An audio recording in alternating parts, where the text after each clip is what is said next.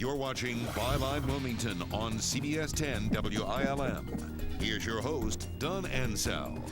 All right, we're back. Our guests on this show that focuses on the current political sex scandals that have been dominating the headlines. Our guest, Greg Airy, who teaches political science and history at Cape Fear Community College, and Rhonda Bellamy, hosts of On the Wave Line with Rhonda Bellamy on Wave Radio. Let's talk about hypocrisy and what part that kind of plays in all of this. You have New York Governor Spitzer prosecuted cases against prostitution, organized prostitution.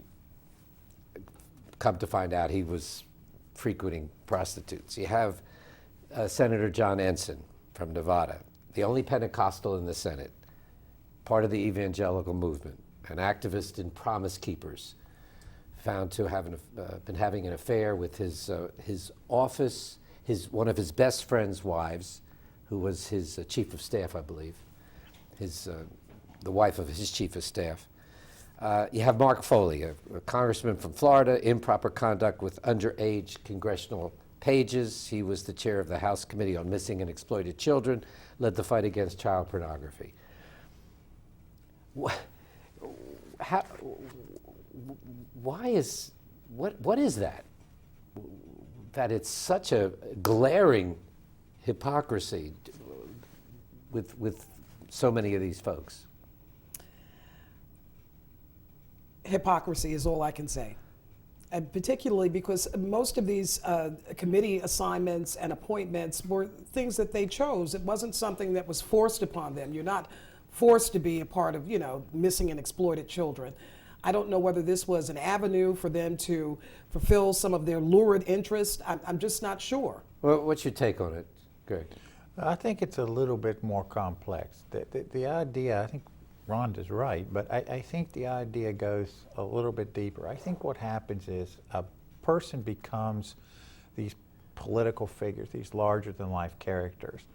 And what happens is, I think this power really goes to their head.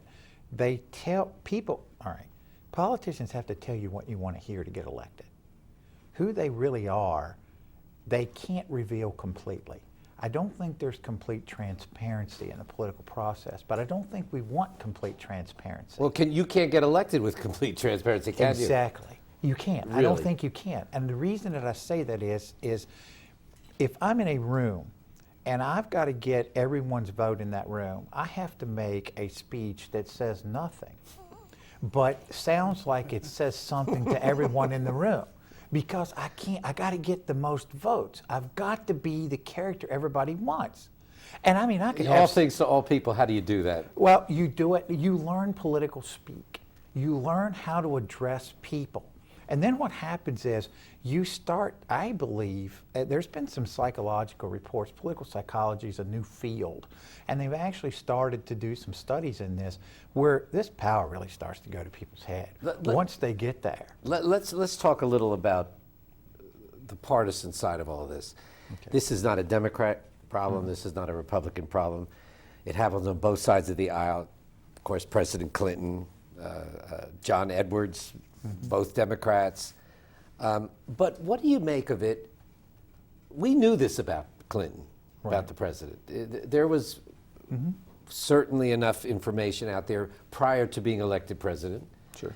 So that was not a surprise. But when someone like Governor Sanford, who was a congressman during the Clinton years, call and voting for impeachment of the president over the whole Monica Lewinsky affair, sure, but then refusing to step down after his indiscretion comes to light. Is that more of the same hypocrisy? I think it is. I mean, in Mark Sanford's case, he talked about during the Clinton impeachment era, moral legitimacy. Well, who defines moral and who defines what is legitimate? But I want to back up for just a minute, Don, to the issue that we were just talking about. And I'm wondering, when you talk about the political psychology that's becoming a new field, which came first, the chicken or the egg? Did they have these tendencies before they went into office, or was this something they developed as a result of their exposure to some of those particular disciplines, missing and exploited children, prostitutes? Of course, I'm not putting out any personal judgment on anybody's behavior.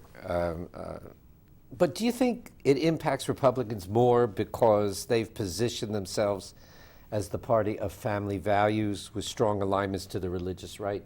So do you think it's even more shocking to the public when like Clinton wasn't Yeah, so the first thing that comes surprising? to mind is moral majority and its association with the right.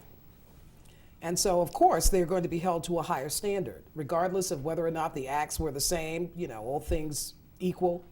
Yeah, I think that they are held And to a then higher there's standard. all this finger pointing. You have the other party, by the other party, whichever party that may be, until it's their party, and then we need to respect the families and give them some time to pray and heal when it's your own party. Absolutely. No, I think you're absolutely correct, because what happens is that when you make these big statements, when you're for a series of family values and you define it, and then when you go against it, you're showing your hypocrisy. And I think that's what catches people's attention. That's why the finger pointing tends to be more now to the Republicans, for example, the ones that you mentioned, because of their stance and the position that they were in. What people do in society, though, I think, is use something in political science we like to talk about called selective perception. We love to selectively pick out the stuff we want to hear. So what people do with politicians is, if their party that they feel associated with, if it's their guy, then they'll come up with every excuse under the sun for his activity or her activity. And if it's the other party that does it, then they'll point the finger. And they will, like Bill Clinton being impeached for this activity. Well, many of the senators who are up there on the impeachment board have been found guilty of their own sex scandals, but they're justified in doing it because their party is going to get back at Bill Clinton. And the Democrats for this horrible activity, it becomes a partisan game. And then on the other side, now you got these Republicans who are doing it. Now the Democrats can finger point and say, hey, look, and depending on who you support, you say that the media, for example, which is always your excuse, is blowing things out of proportion on your side. Oh, yes. And then they'll bring up every case. They'll bring up, for example, if it's a Republican, you're going to hear, and he's a defender, the person watching is a defender, he will bring up every Democratic case he can find to say this isn't any worse than anybody else's.